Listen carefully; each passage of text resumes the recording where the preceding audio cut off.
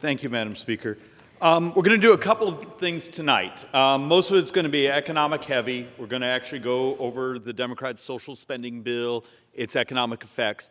But first I wanted to touch on something that actually I'm somewhat hopeful that the left and the right could embrace, thinking of what we've gone through for almost 2 years now, and that's the pandemic. So if I came to you tomorrow and said, okay, we have vaccinations, but we're about to have therapeutics. Think about this. You've all seen the news that we now have a second drug company. Actually, Wall Street Journal today has an amazing, wonderful article on the protease inhibitors and their effectiveness, and the fact that Pfizer has publicly said their antiviral medication is up around, I think it was 89% effective. Now, it's a lot of pills. It may need to be taken with a second pharmaceutical. But isn't this the Holy Grail? So we've talked about this over and over, saying you now have home COVID tests.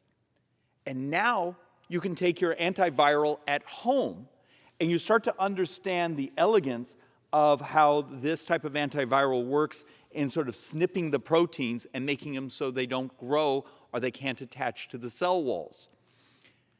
So if this exists technology-wise, and one of the antivirals is already in front of the FDA today, the other one, I think we saw a news blip this afternoon that the second one maybe on Tuesday will be presented. The Pfizer pharmaceutical will be presented to the FDA. It may take a month or so.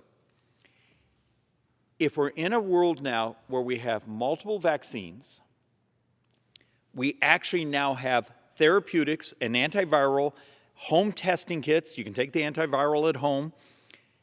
It's time, once these are approved, to declare the pandemic over. And why is this really important?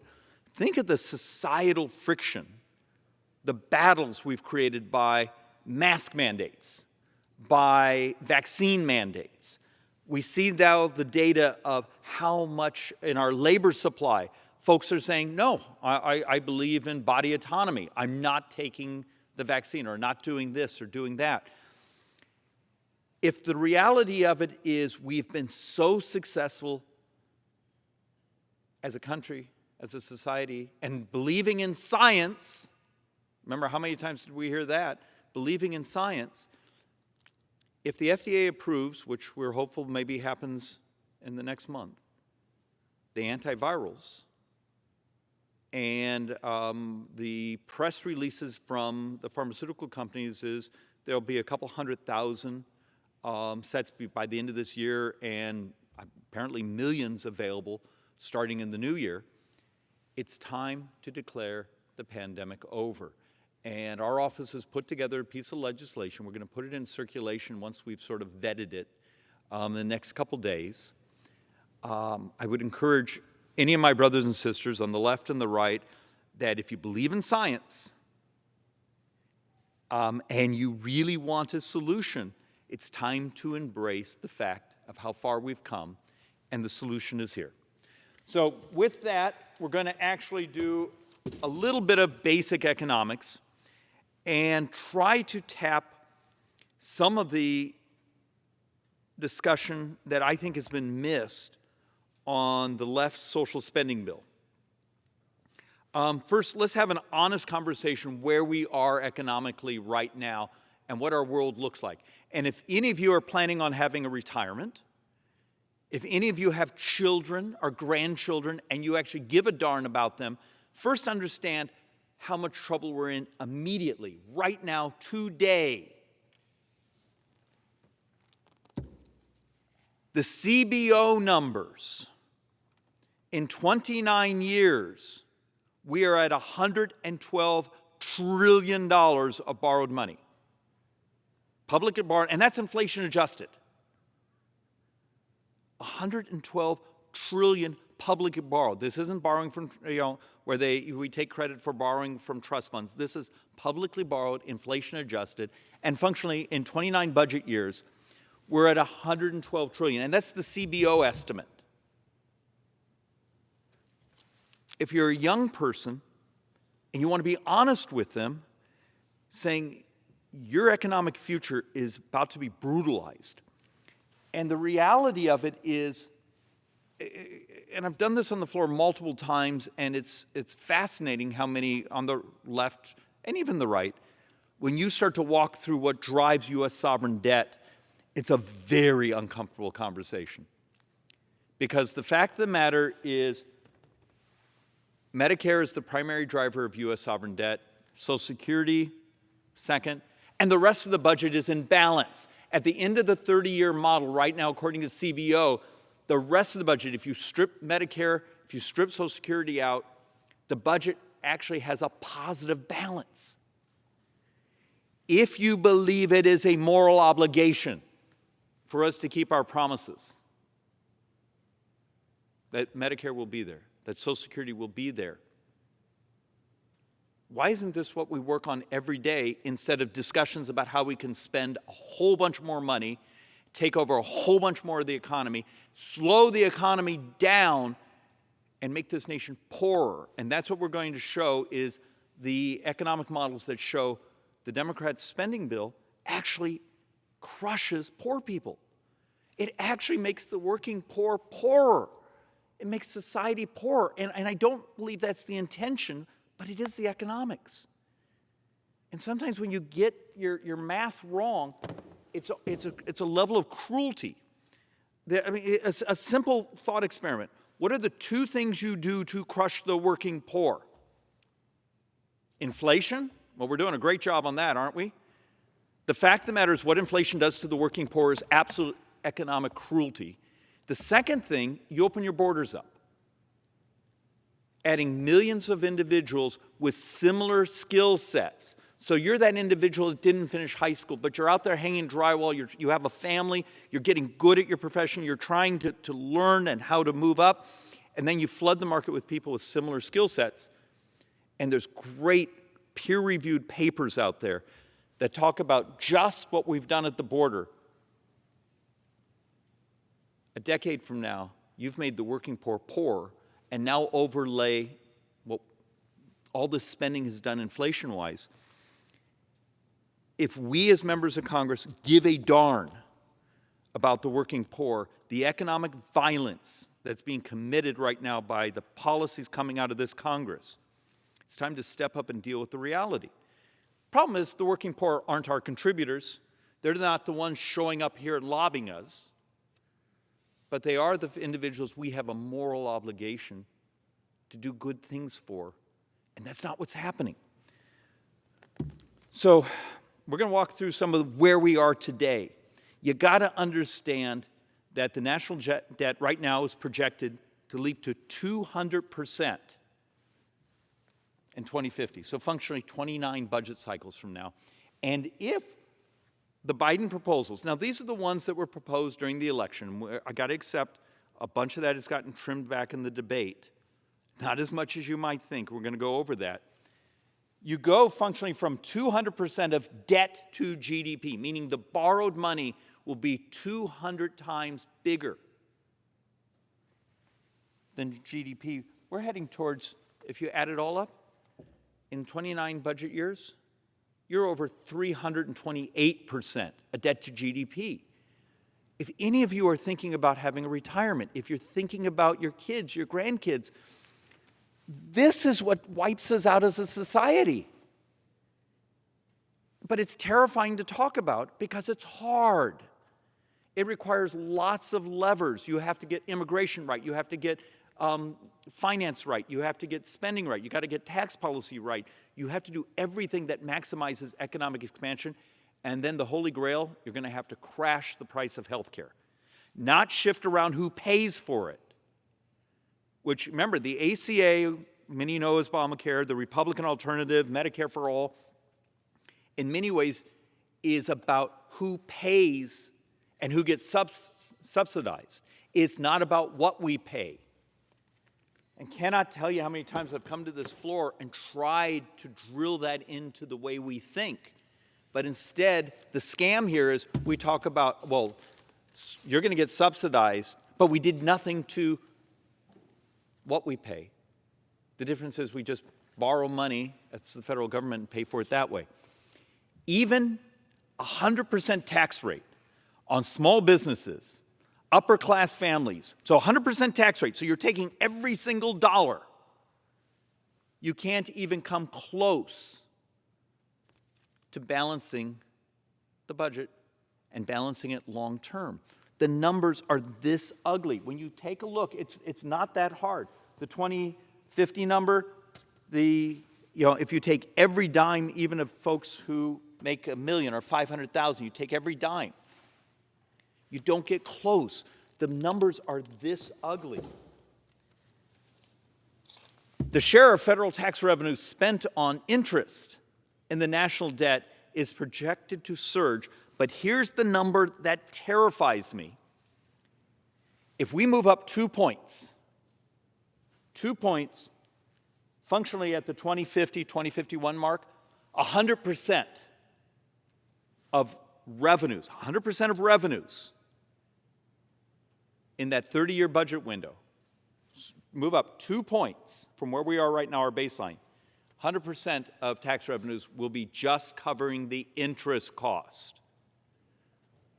So anyone familiar with a book? It was called The Black Swan. Okay, and Taleb also wrote another book, and I understand there are economists out there, Gilder and others, who disagree with parts of the model, but there was one concept of making yourself fragile. The simple example of you go to the airport 10 times, you know if you leave at exactly this moment, you can get to the airport exactly as your flight is getting ready to board, and the first time there's a car accident, you miss your flight. We're doing that type of thing to our entire country, to my 6-year-old daughter, to anyone else out there. We're living on a razor's edge. And you saw that last slide, 2 points moving back to which would be closer to normality, interest rate-wise. In the 30-year budget window, 100% of revenues, receipts, if you want to use the technical term, will go just to cover the interest. Do you understand how fragile we've made the economics of this country? And then the debate here is how to spend more money. I understand money gets you reelected, promising things get you reelected, gets nice contributions, and it's absolutely perverse when you think about where we're at. So now let's talk about the budget gimmicks. So this is, many of you are going to refer to it as the Build Back Better plan. In our office, we're calling it the social spending plan because that's what it is. It is laced with gimmicks. It's going to be fascinating come Friday to see how CBO ultimately scores these. Little disappointed on what we've seen from joint tax and some of the others. I don't think we're getting actual quality dynamic scoring, but that's hard. It takes time. You got to lay it out and break it apart and try to understand what the economic effects are. But you walk through the gimmicks, and a simple example is the White House has estimated $400 billion in some of the joint tax scores from IRS collecting more money. But CBO came out and said, no, it's not $400 billion, it's $120. And you start to realize the debates you're hearing on the floor here are completely stacked with absolutely fraudulent numbers. I remember how hard when we did tax reform, we had to work to justify dynamic scoring and make the math as honest as possible and work. And it was our brothers and sisters on the left that absolutely were insistent. Today, they would never hold themselves to the same standard that they demanded from us just a couple years ago.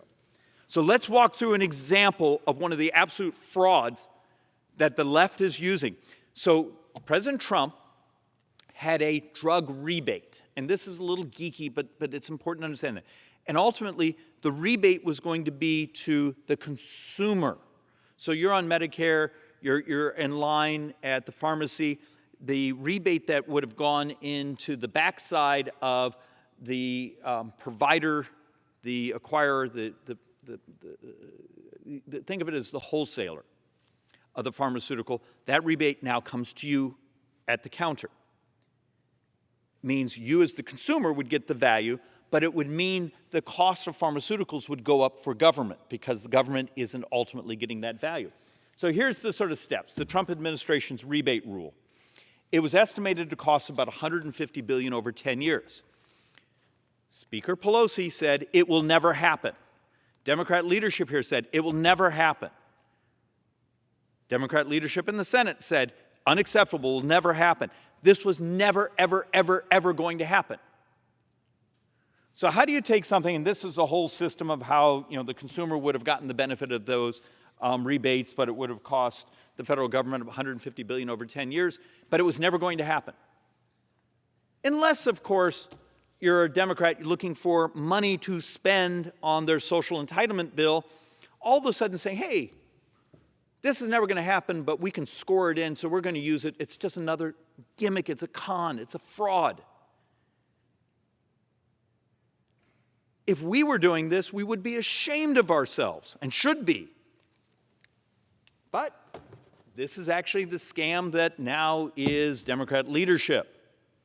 So you take a look at the budget gimmicks that are already built into here, and you start to realize the left social spending bill is like a house of cards. Now, they may get some scoring. Like the last one I was just showing you, CBO will give them that $150 billion. There'll be a nice little footnote saying this was never really going to become policy, but because it was a proposal and they're canceling the proposal, we're going to give them the $150 or maybe $145 billion of credit. But the public needs to understand those trillions and trillions and trillions, 112 trillion on the baseline as it is right now in 29 budget years, that's how you get there. When the left will say, this is paid for. No, it's not. And they know that. They're not dumb. They're manipulative, but they're not dumb. And you start to look at just the games being done and then the spending. And that's the other thing we're going to work through here is how much of this spending do they really plan to cancel in year 2? So you're seeing some spending scoring saying we estimate this is $1.75 trillion. Wink, wink, nod, nod. But when it becomes a 10-year, instead of disappearing in the second year, you're $4.5+ trillion of new obligations.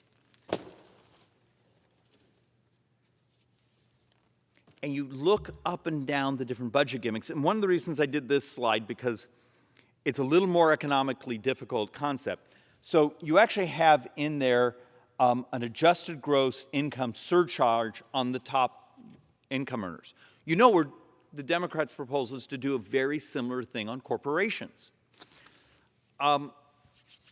Alternative minimum tax that's also being put on corporations, we're just now starting to model how much it actually will slow down the economy. And here's why. You have this thing we call expensing. It was one of the great economic drivers, particularly in 2018, 2019. Remember, we far exceeded revenue projections. Income inequality truly shrank. Poverty shrank. Food insecurity shrank. The poor got dramatically less poor. They were 2 amazing years. It's a great model to demonstrate what supply-side economics really does. But a lot of the economic expansion was because of something called expensing. So you buy a piece of equipment, it makes your company more productive, you're able to pay people more. It moves technology, moves business production into the next century. It moves it forward. If you do a minimum alternative tax at a corporate level, you no longer get the economic value of that expensing. I know this is really geeky, but it's really important to understand. We're just now starting to model saying, oh heavens, so the Democrats are doing the wink, wink, nod, nod con of they're not taking away the expensing, which is the primary driver that we saw in productivity from the last few years since tax reform. But by doing this alternative minimum tax calculation, you don't get the value of that depreciation, all of a sudden the investment in capital products, capital goods, capital equipment will disappear. It's another example of really bad understanding of most basic economics. The other thing, and you can understand why the left wants to do this, is the number of new IRS agents. The number of agencies that will have hundreds, potentially hundreds of thousands of new employees. Remember, one of the models was 80,000 new IRS employees. Well, okay, maybe it makes sense if I was on the Democrat side or I represented Northern Virginia or areas like that where I have lots of unionized government working constituents. But we need to be honest about that the Build Back Better, the social spending bill on the left, massively increases the bureaucracy. You start to look at the hundreds of millions that are being put in to expand the size of the national bureaucracy. It's not like we're doing the leap of technology, saying where the investment is going to go to make society more productive. It's like our argument of air quality and environmental quality, using technology is the way to make us healthier. Instead, the left designs it in ways where there's new armies of public employees. And I got to congratulate the left. And you're going to see some slides here. We're going to be number one. Yep, United States will be absolutely number one on the highest tax rates on income in the entire industrialized world. But starting to see, if you're a resident of California, you're going to be about 64.7% for top income earners. And look, high income earners, fine. If you're in Arizona, you're going to be at 55.9. New York gets the prize. They're going to be over 66% for top income earners when you do the federal, the surcharges, and state and local taxes. Don't we have lots of data already in the economic literature of what happens when you start to hit these confiscatory levels of tax on income? What do people do? You start to realize saying, okay, I can work and get this tax rate, or I can take my resources, put them in other types of things, municipal bonds, other types of things, reap the rewards from that, because if the more than half of the upper income now goes to government, you've just created an incentive not to invest, not to take risks, but just take the money, put it in safe places, and don't play anymore. And the model, and I'm frustrated, because I know the Tax Foundation's been trying to model the taxes, but we don't have good data yet on what does this mean in future GDP growth. Back to the very first board we held up. Our society is heading towards a debt cliff. The baseline as it is today from CBO in 29 budget years, we're at $112 trillion of borrowed money in today's dollars. And that's where policy is today. When you start to do this and economic growth slows, you bring functionally the financial apocalypse a lot sooner. So let's actually also talk through a couple other duplicities that are in the Democrats' Build Back Better social spending bill. They sure do like rich people. 2/3 of the millionaires get a tax cut under the Build Back Better. And if you take the folks getting over $1 million, 66% of them actually benefit. And this is one of the things we've come to the floor now for almost a year talking about, instead of raising taxes and the rhetorical, that we hear over and over from the left, rich need to pay their fair share. Maybe we should just stop subsidizing them. We've come to the floor over and over and showed that there's almost $1.4 trillion of subsidies that go to the very top income earners. And if you stop the subsidy, you don't create the economic distortions. So this is the great scam. Democrats are saying we're going to raise the taxes, these surcharges, but then we're going to turn around, and as long as these rich people do what we ask them to do, they buy the right type of solar panels, right type of electric car, we're going to turn and hand them cash. Now, it's something that the vast majority of Americans will never be able to afford, but you'll be happy to know that the Democrats' plan is to subsidize the rich. And it gets even darker. So now the Democrats are going to put in SALT, state and local tax deduction. And the great thing is, if you make $1 million a year, looks like you're going to get the vast majority. You're going to get the highest amount of this money. But if for the population that's $400,000 and up, they get the majority of the SALT. It's once again the Democrats subsidizing the rich and the really rich. And for everyone else who's functionally making $150,000 and less, you don't get anything. You don't get any value here. How can this be? I mean, am I living in a parallel universe where the rhetoric from the left is tax rich people, wink, wink, nod, nod. We're not only going to subsidize them when we buy the things we want them to buy, but then we're going to give them additional tax benefits. We're going to make additional things they spend money on deductible. And the rest of the population just be screwed.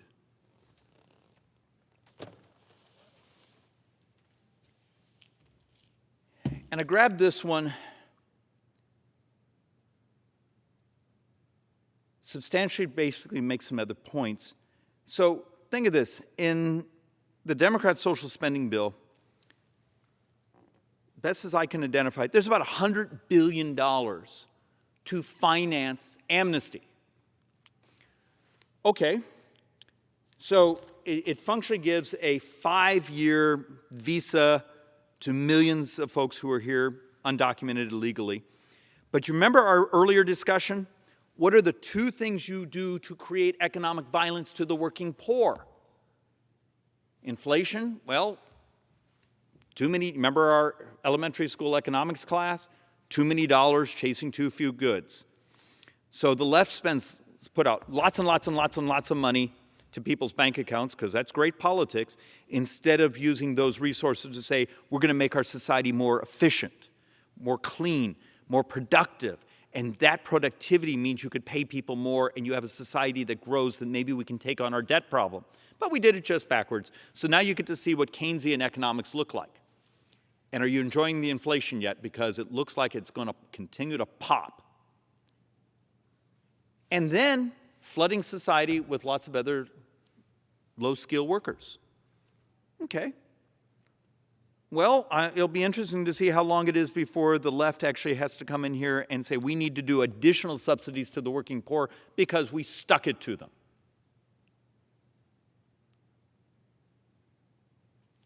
And look, if anyone has a question, we have multiple papers, university peer review papers, talking about how the Democrats' plan actually will make the poor poorer by the end of the decade. University of Chicago, 4 PhD economists published a paper a couple of weeks ago showing that the lowest quartile of income, and I despise the term quartiles, but that's what economists use, will be poorer at the end of the decade. Now, a lot of that is because the Democrats' unwillingness to attach the benefits to learning job skills, to actually working. They've severed those. You would have thought we learned that during the Clinton years, when you rewarded work, rewarded going and gaining job skills. We're going back to the bad old days of saying, if you want to just not work, you'll be happy. As long as you vote for the right party, we're going to send you a check. Does anyone see the cruelty here? Now, there are some things in the spending that, look, endangered plants, okay, it's 4.9 million. Desert fish, okay, 4.9 million. Freshwater mussels, which are actually a real problem, but it's $19 million, and everyone understands the difference between $1 million and billions. So $100 billion for amnesty, but $19 million for functionally, we'll call it invasive species and protecting others. You know, it's like the drop of a bucket in an ocean wave. But gives you a sense where Democrats get a nice talking point, but the math is absolutely perverse.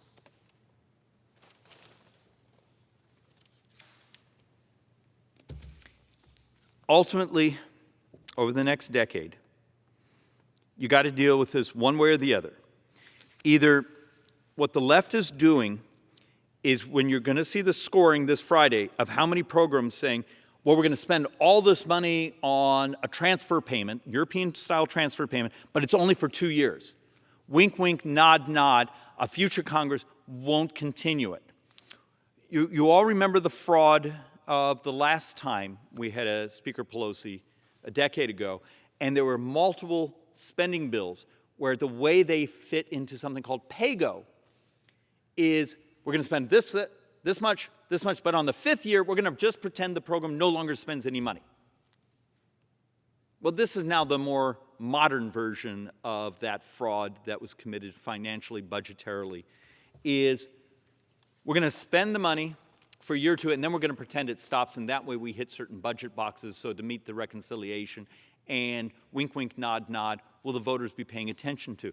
But let's say they're honest. It's not likely, but let's say that honestly that's not the scam, that they fully intend to spend all this money, get themselves through the next election, and then stop the spending. Well, in that case, the taxes are permanent because the taxes don't expire, even though what we can tell best from the revenues, they don't come close to covering all the spending. And if the spending is made permanent, the social entitlement transfers over the 10 years, this is trillions and trillions of dollars out of balance.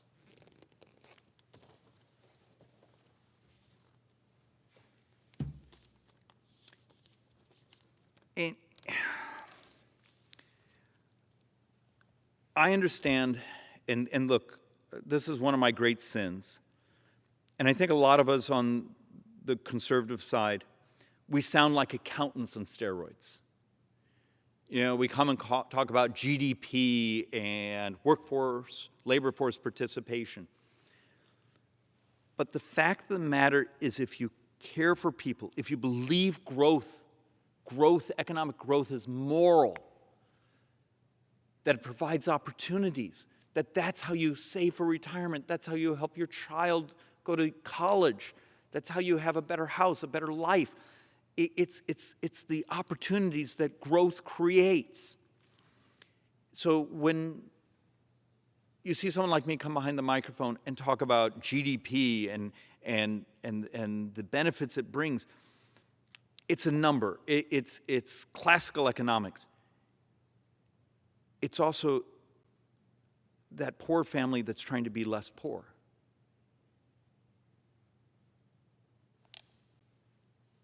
And the Tax Foundation has done a bunch of modeling that makes it pretty darn clear that the left's social spending bill is going to make our entire society poorer. I mean, you start to look at these numbers over the decade, and at the end of the decade, we won't have grown as much. We're going to be missing, I mean, in a decade, we're missing $500 billion of economic growth, of GDP. Do you remember our very first board? What is, for my little girl, for everyone else out there, this is what wipes us out as a society. This is the thing that this body is terrified to talk about. And this is already the baseline. The baseline from CBO already says in 29 budget years, we're $112 trillion of borrowed money, and that's assuming really stable interest rates. It's assuming no more wars. It's assuming no more major recessions. we were doing one attempt to try to calculate these numbers. So the Penn-Wharton model, that was published actually today, where they were trying to figure out how much more it would add to the debt. So the Penn-Wharton model said, if the spending is continued, which is the obvious thing is going to happen, it adds 24.4% to the debt. Okay. Now, we didn't have enough time to break through all their tables, and we'll work through that. But just off the top of your head, $112 trillion. If you added 24.4% on it, that's close to $140 trillion of borrowed money, 139 something. You got to understand, this is what the left is leading us to. Instead of coming in and saying, we're going to protect Medicare by investing in things that cure. Remember, this Medicare dollar, $77 trillion plus of borrowing in the next 29 years just to cover the Medicare portion shortfall, 31% of that is just diabetes. You could have a connection here between the left and the right saying, we're going to do an Operation Warp Speed and go at diabetes, because it turns out by curing the misery, you also have a major effect on the debt. That's creativity. That's being rational, instead of trying to buy your next election and pretending to finance it with a whole bunch of gimmicks that don't really create revenues, that are going to create borrowed money. And it's not CBO, it's not me, it's the outside groups that play it straight, tell Penn-Wharton and others that they're lying. Because they've done, I think they underscore economic growth on some things, but the fact of the matter is, if the left is about to pass a piece of legislation at the end of this week that looks like it's likely to add another 24.4% to the debt, does anyone see the level of immorality in wiping out economic growth and the opportunity? And we had a couple of years there where it was working. I mean, the fact of the matter is 2018, 2019 were Goldilocks. And it was done because we invested in the things that create opportunity and growth, instead of the model right now where the left is going to invest in things that functionally slow economic growth down, make individuals dependent on the federal government, disincentivize participating in the economy. And if any of you have ever read any of your textbooks from what the world looked like in the 70s, where the last time the left did something very similar to this, the societal breakdowns, the inflation, the misery. Once again, we're about to see the financing of misery instead of investing in the things that actually would create opportunity and growth. We're better than this. I know it would take someone on the Democrat side, they'd have to stand up to their base and explain basic economics. But there is a path that works. And if you give a darn about the poor, the working poor, the middle class, ultimately the data says at the end of the decade, if the left passes their Build Back Better social entitlement spending bill, they're going to be poorer. And that's what we're about to do to the country. And this place should be ashamed. Madam Speaker, with that I yield back.